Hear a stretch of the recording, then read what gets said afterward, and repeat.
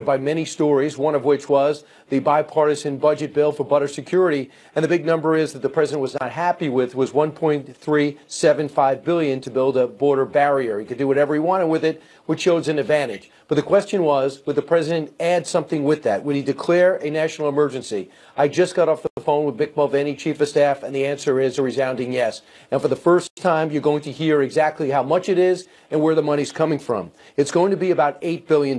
He had the 1.3, then $600 million will come from the Treasury Forfeiture Fund. $2.5 billion out of DOD. They consulted with Mick Mulvaney and the White House over the last few months on what they could actually do, and they're going to use some money they feel they can spare on the drug interdiction account. Then they came across with $3.5 billion for the military construction budget. They feel they can help in that respect. And then, of course, they have additional money. It all adds up to $8 billion.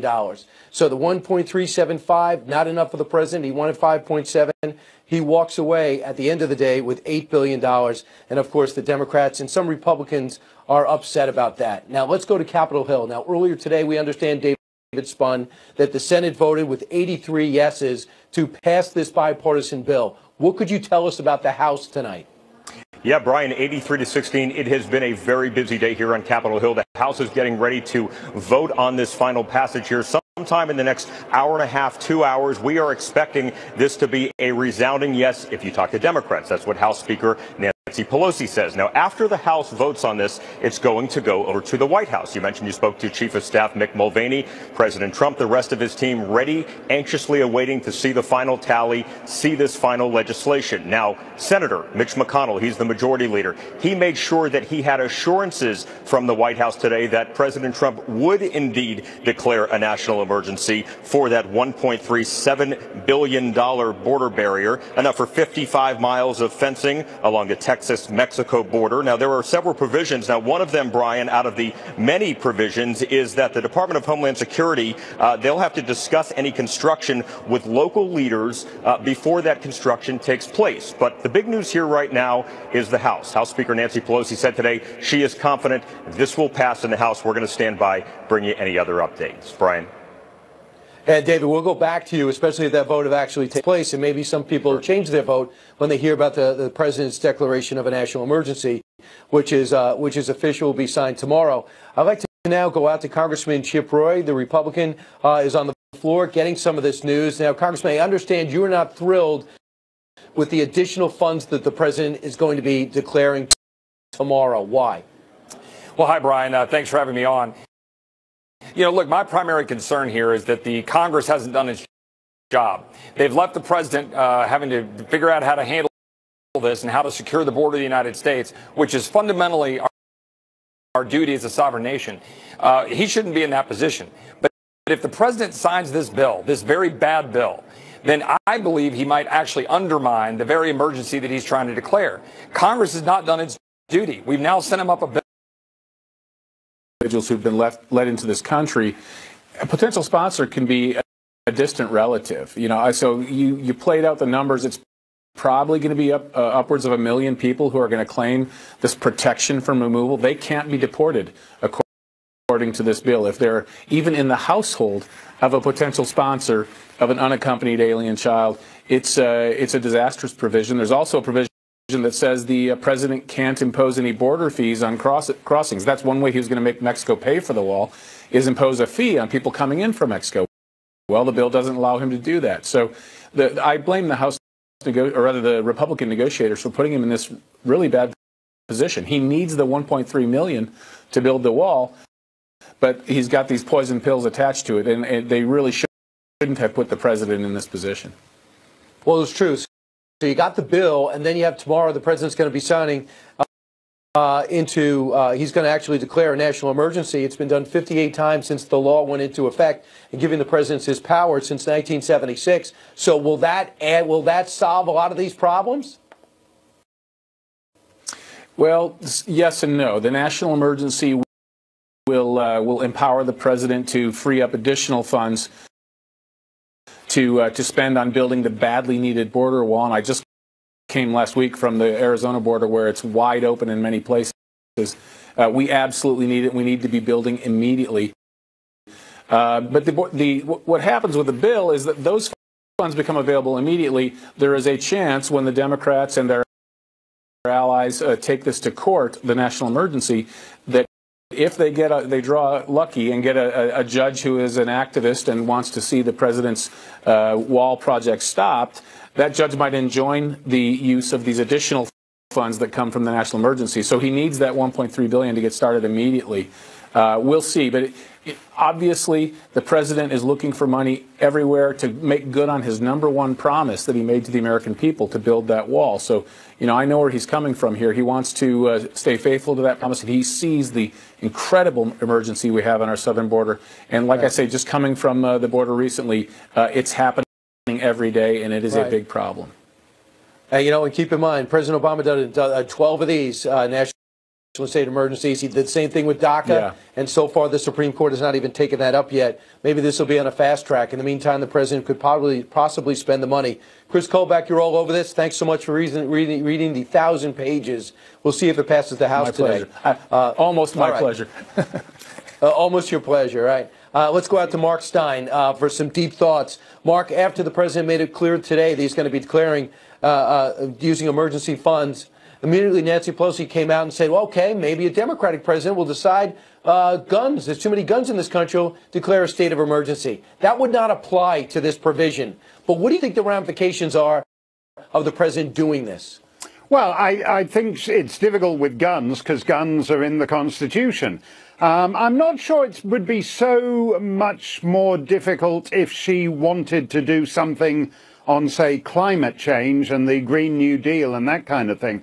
So I do share the concerns of people about having to actually police one's national frontier through an emergency measure. And I think actually, just to go back to what Chris Kobach was saying, Brian, I think we all know the first judge the Democrats lay this in front of, whichever rinky-dink district court judge in the Ninth Circuit they decide to give the gift of this emergency, national emergency to, he is going to order a stay on it. And then we get to the stuff that's in the bill, this hideous bill, where it actually gives a veto to municipalities as to whether any border wall can be constructed. There are a lot of huge problems here, and most of them arise because the Republicans, when they control Congress, didn't get this done in the first 2 years.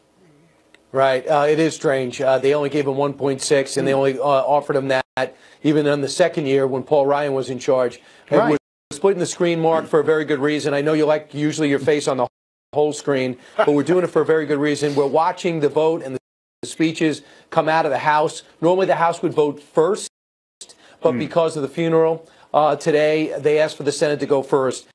In the big picture, the president sits there and negotiates in a bipartisan way. Many people feel as though the Democrats got more than the Republicans. Fine. But this $8 billion should keep many conservatives happy, knowing that the president continues to fight and trying to fulfill a promise. Would you buy that?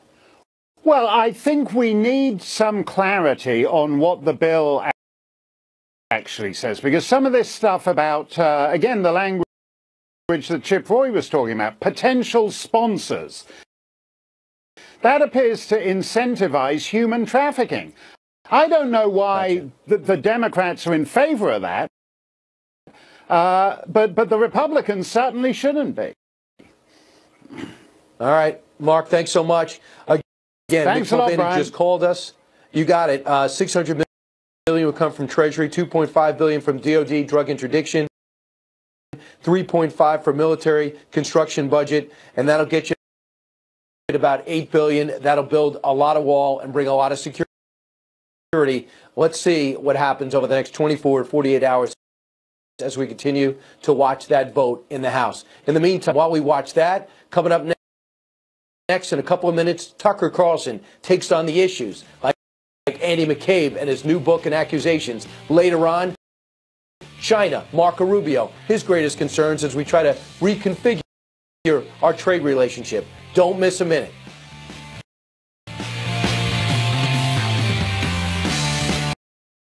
one individual in this situation, because these are very serious conversations that they were having.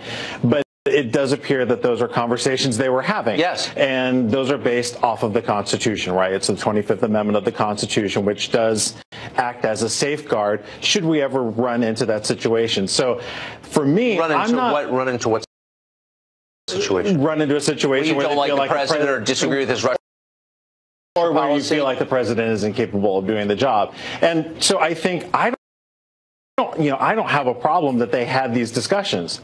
At the end of the day, they landed at no. And I think that's the important thing to remember. So the system worked the way it was supposed to as it relates to whether or not to remove the president. No, because if you find yourself as an executive branch employee disagreeing with the policies of the person for whom you work, you leave, you quit. And you can state so publicly if you want. You have the right to do that. What you're not allowed to do is try to take power from the one elected guy in the entire branch of government, because that's not democratic. It's the opposite of democratic. But that's what they tried to do. Agreed. But what you're saying is that they were considering it because they didn't like the policies. And I don't think that's the case at all. Why were they considering it? There's a genuine concern about how Russia was involved in the 2016 election. Okay, but so the amendment was written after Woodrow Wilson suffered a stroke in office and his wife wound up running the country. I guess she was a fine president, but we didn't want to repeat that. So this was specifically written, and every lawyer knows this, including the ones at the FBI, for a president who's incapacitated, not for a president whose policies you find repugnant or disagree with or don't. You know what I mean? Just because he's not a neocon doesn't mean that you can remove him from power. I agree. And again, I don't think that's what they were thinking about. There was big concern, again, when you look at the timing of McCabe going into office, and again, he's obviously a flawed messenger in many ways, but when you look at the time that he was elevated to his position was right after James Comey was fired.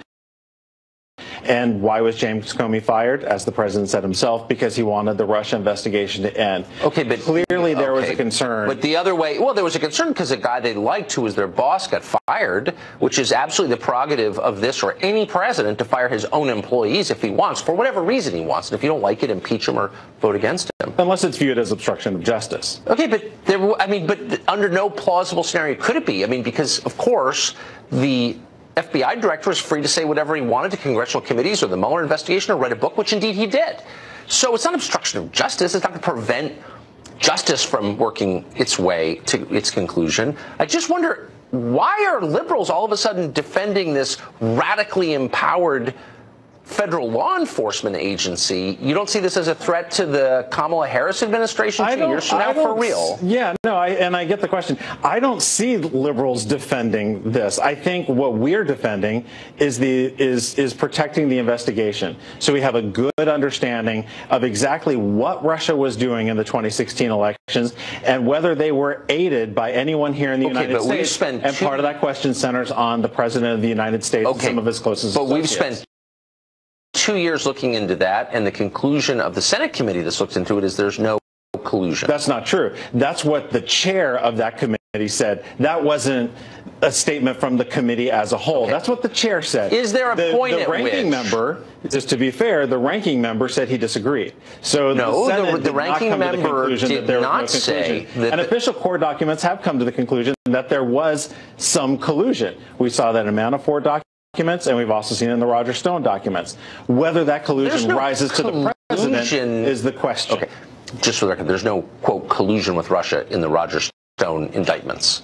Okay, no one has been indicted for colluding with anybody so far. Acting as a liaison between WikiLeaks on behalf of the Russian. But that is not, look, it's not a crime and it's not collusion. But leaving that aside, I just want to end on this. Does it really honestly, as a citizen, not bother you that a federal law enforcement agency discussed removing the President of the United States by non-democratic means for basically disagreeing with them and firing their boss? That doesn't bother you at all? The premise of your question, if that was the case, would bother me. That's not what that was about. Let's leave the last part off. Whatever it was about. I'm comforted by the fact that they had the discussion as provided by the 25th Amendment, and they landed on no. So again, I'm like saying, I talked about killing my wife. I didn't do it.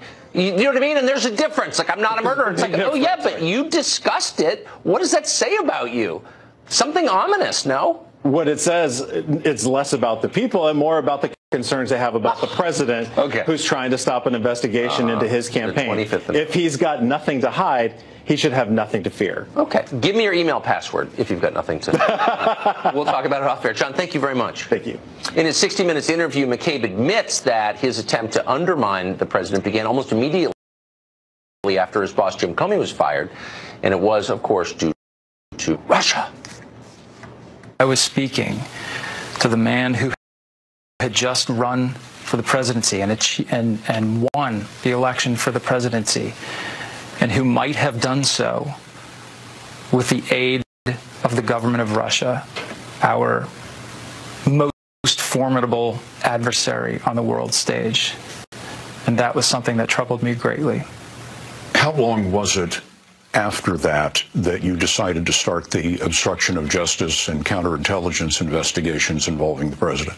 I think the next day, I met with the team investigating the Russia cases, and I asked the team to go back and conduct an assessment to determine where are we with these efforts and what steps do we need to take going forward. Alan Dershowitz is a retired Harvard Law School professor. He's the author of the book, The Case Against the Democratic House Impeaching Trump, and he joins us tonight. Professor, thanks very much for coming on. So now the suspicions of many are confirmed by one of the players in it. The Department of Justice has discussed trying to remove the president using the 25th Amendment. What's your reaction to that? Well, if that's true, it is clearly an attempted coup d'etat. Relating to what your former guest said, let's take the worst case scenario. Let's assume the President of the United States was in bed with the Russians, committed treason, committed obstruction of justice. The 25th Amendment simply is irrelevant to that. Right. That's why you have an impeachment provision. Exactly. The 25th Amendment is about Woodrow Wilson having a stroke. It's about a president being shot and not being able to perform his office. It's not about the most fundamental disagreements. It's not about impeachable offenses.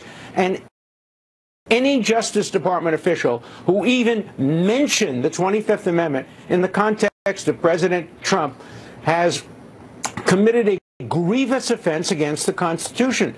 The framers of the 25th Amendment had in mind something very specific, and trying to use the 25th Amendment to circumvent the impeachment provisions or to circumvent an election is a despicable act of unconstitutional power grabbing. And you were right when you said it reminds me of what happens in third world countries. Look, these people may have been well-intentioned. They may believe that they were serving the interests of the United States, but you have to obey the law, and the law is the Constitution. And the 25th Amendment is as clear as could be. Incapacity, unable to perform office. That's what you need. That's why you need 2/3 of the House and 2/3 of the Senate agreeing, and it has to be on the basis of a medical or psychological incapacity, not on the basis of even the most extreme crimes, which there's no evidence were committed. But even if they were, that would not be a basis for invoking the 25th Amendment. So this is not simply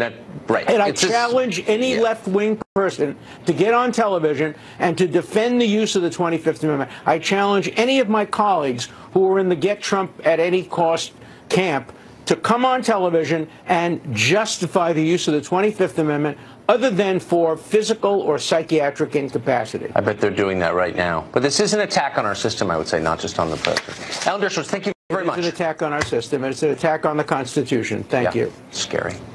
We have an update for you tonight on language in the border security bill.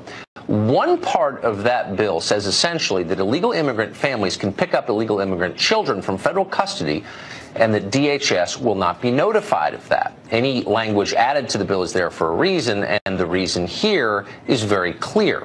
It will make it easier for children coming from Central America to be aided by illegal immigrants here in the United States. Now, this may be motivated by goodwill. We could debate it. But in effect, it creates a harmful incentive. It will encourage more children to make the long and dangerous trek up through Central America to the United States. We'll continue to stay on top of the details of this bill because they're worth paying attention to. Run with President Trump's doctor says the commander-in-chief is in very good health. The results of the 72-year-old president's periodic physical exam state that he weighs in at 243 pounds, has a resting heart rate of 70 beats per minute, blood pressure of 118/80, total cholesterol at 196, and an average temperature of 98.2 degrees. The doc says in the report his cholesterol is a little high, but overall, he wrote, quote, the president is in very good health overall. Democratic Party leaders are here in Washington tonight for their annual winter meeting, and we're learning new information about their presidential primary debates, which will begin in, get this, 4.5 months. Correspondent Peter Ducey tells us what's on the agenda. Good evening, Peter. Good evening, Brett. The field of Democratic candidates that seems to be growing by the day will have a limit. 20 candidates is the most that the DNC is going to allow onto debate stages this summer. And Democrats will have 2 ways to qualify for these events that are going to air back-to-back weeknights in both June and July. First, a candidate can get in with at least 1% support in 3 different polls. Second, a candidate can get in by meeting a grassroots fundraising threshold consisting of money from at least 65,000 different donors with at least 200 apiece in 20 different states. In 2016, Republican primary debates served as a launch pad for the outsider candidate who went on to win the nomination. But in 2020, Democrats say they want to do things differently. It's not going to be like WrestleMania. We're not talking about somebody's hand size or their mom or anything like that. We're going to talk about policy, things that impact the lives of the people in rural communities and in urban communities. Something else the Democratic Party is pushing this year, making primaries and caucuses more accessible. So for anybody in Iowa who might have to work caucus night next year, they'll have a handful of dates. They can go and express a presidential preference ahead of time, while others will be able to caucus virtually. Given the number of candidates, the number of activity, the unbelievable excitement that's out there right now, we are expecting these caucuses to be the largest caucuses in our history. A Fox News poll out today finds that a majority of Democrats think there's either an excellent or good chance of beating President Trump in 2020. But it's still so early. Nobody at the DNC's own winter meeting can tell us if they think the nominee is going to be a moderate or a progressive or even a socialist. Brett? And so it begins. Peter, thank you. Stocks were mixed today. The Dow lost 104. The S&P 500 was down 7. The Nasdaq gained 7. Amazon announced today it will not build a new headquarters campus in New York. The company pulled the plug after freshman Congresswoman Alexandria Ocasio-Cortez and others objected to the nearly $3 billion in tax incentives Amazon was promised in New York. And speaking of taxes, as you prepare your 2018 tax return, it may interest you to know that Amazon paid 0 federal taxes last year and 0 the year before. Correspondent Doug McKelway is here tonight to tell us how that's possible. Good evening, Doug. Evening, Brett. Amazon has been a colossal success, transforming the retail landscape, speeding the demise of brick and mortar stores, and raking in huge profits. $11.2 billion in 2018, double what it made the year before. But it paid no taxes in either of those years. It got, in fact, a tax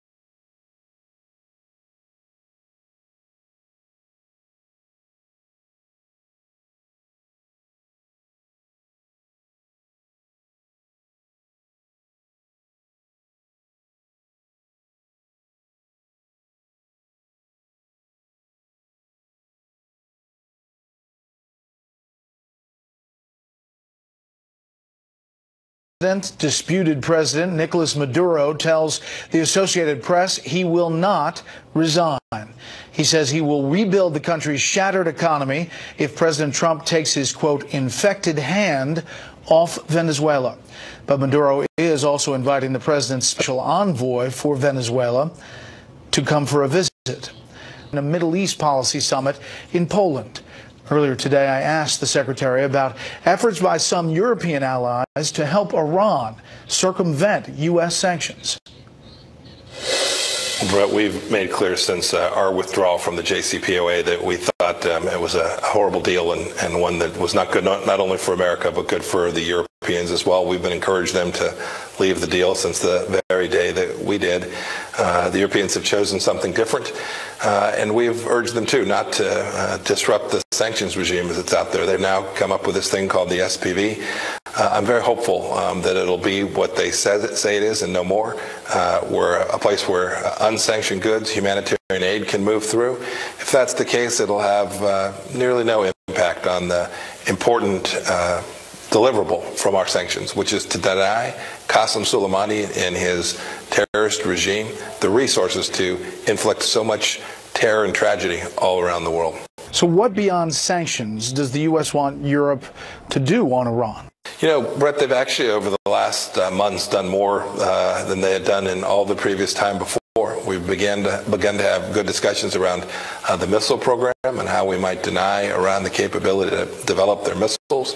The Germans shut down Mahan Air from traveling. It's an airline that is connected to the Quds Force, the Iranian Quds Force, the terror element of the Iranian army. Other European countries have called out the Iranians for their assassination campaign that continues to take place throughout Europe. These are things that the Europeans had been disinclined to do before, and now they're doing. I must say, this ministerial that we had with 60-plus countries, we talked about Iran a fair amount, and not a single country objected to the fact base. They all understood the threat that we collectively face throughout the world from the Islamic Republic of Iran, and we're committed to jointly figuring out the best ways to push back against it and reduce that risk. Is one of the ways to try to sabotage Iran's missile program? We don't talk about lots of the activities that that countries may take covertly, but make no mistake about it. America is using all of its levers of power to reduce the capacity for Iran to build out a missile program. Look, we see what happens when countries join up a nuclear program with the capacity to deliver those nuclear warheads at long range, whether it's through an ICBM missile or one of even shorter range. We're doing everything we can to slow down Iran's capacity to build out those missiles, and we've done it with the blessing of the UN Security Council under 2231, the UN resolution. It's very clear that Iran is violating that by building out its missiles, and we're working to stop it. Yeah, because a lot of those rocket launches are failing lately. Why did the Trump administration wait until yesterday to talk about this former U.S. Air Force intelligence specialist defecting to Iran in 2013? I'll have to defer to the Department of Justice on that. It's a criminal prosecution, and I just don't have anything I can add for you there, Brett. Do you have a sense of Iranian spies working this way inside the U.S.? Make no mistake about it. The Iranian intelligence service, both the IRGC's intelligence service and their main MOIS, their main intelligence service, are working actively not only against the United States, but working against European countries, working against Arab states. They are a powerful intelligence service, and one that our intelligence service that I used to have the privilege to run is working hard to make sure does no damage to the United States of America. I know you can't get into specifics, but I mean, is there a broad estimate how many spies Iran has inside the U.S.? Brett, if there's one, there's too many. I want to talk to you about a couple more things. One is North Korea. We're nearly 6 months after Singapore, obviously heading towards Vietnam. The Vice President acknowledged the U.S. is still waiting on North Korea to take concrete steps to dismantle its weapons. What does the U.S. need to see from North Korea to say there's progress here on that front? Yeah, I think the Vice President summed it up pretty well, Brett. We've had some good things that followed from the Singapore summit. We haven't had missile tests. There haven't been the testing of nuclear explosive devices. Those are good things.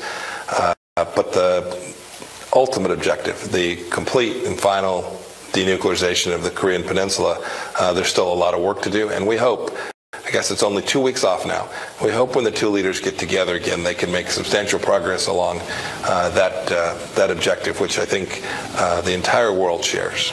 How much does the formal ending of the Korean War factor in? But it's something we've had a lot of talks about. In fact, my team will redeploy to Asia here in a day or two to continue conversations around all elements that were discussed back in Singapore. Remember, we not only discussed denuclearization, but we talked about creating security mechanisms, peace mechanisms on the Korean Peninsula. I hope the two leaders have a chance to talk about that as well. I fully expect that they will. We also talked about a brighter future for the North Korean people if we can successfully get the result that Chairman Kim promised President Trump. Remember, he made that commitment that they would denuclearize. And so we hope to make real progress along each of those elements of what the two leaders agreed to back in June. But there is a time or something on the calendar that says we're going to wait this long, and if Kim does nothing on denuclearization, we're going back to maximum pressure. Is that still in the cards? Yeah, Brett, one of the core principles of the Trump doctrine is we don't tell our adversaries what we're going to do. And so we've had lots of conversations about how we hope this proceeds, but I just don't have anything I can say about a deadline like you're supposing. The president's going to say that almost all of the ISIS caliphate in Syria is gone. We're hearing. What happens to the foreign fighters in Syria whose countries refuse to take them back in? It's a real challenge. It's one of the reasons my team's been working now for weeks to get each of those countries to agree to take back the foreign terrorist fighters that traveled to Syria from their nation. And so we're continuing to work. We've had some successes. We've already had some returns. We need to make sure that we have a solution. And there are many options on the table. I don't want to discuss them further here, but there's many options on the table about how we might address it. But the most important thing, Brett, we've got soldiers, sailors, airmen, and Marines that did good work to take these terrorists from the battlefield. We cannot let them out. We can't let their children have to recapture these folks. It's unacceptable. It presents real risk to the United States, and the Trump administration is determined to prevent that from happening. Afghanistan, how long are you prepared to sit at the peace table with the Taliban? We've made real progress, not just with the Taliban, but with other Afghans as well. I think they all have a view that 17 years of death and misery is not in the best interest of their nation. I will say that other countries around the world, too, see that that's not in their best interest. And so Ambassador Khalilzad, under my direction and the direction of President Trump, is actively engaged to see if we can't find a means by which we can get a political resolution in Afghanistan that provides the security elements that are so richly needed and a political solution that can ultimately take down the risk that Afghanistan has presented to the United States for now 17 odd years. Last thing, Mr. Secretary, you know, up on Capitol Hill, there's been some recent votes, including by Senate Republicans, on Saudi Arabia and Yemen, on war powers, on Russia sanctions. At some points, undercutting the president's foreign policy. Is this a growing trend, and what do you think about it? I must say, the conversations I have on Capitol Hill are, in most cases, supportive of what the administration is doing. There's places that various senators disagree. You highlighted a couple, but the policy on Venezuela is, goodness, nearly unanimously accepted as being a good policy. The threat that China poses to the United States is widely recognized as making sense. I think President Trump has real support for most of the foreign policy objectives that we've laid out over these first 2 years. On those others, we'll continue to work with members of Congress on Yemen.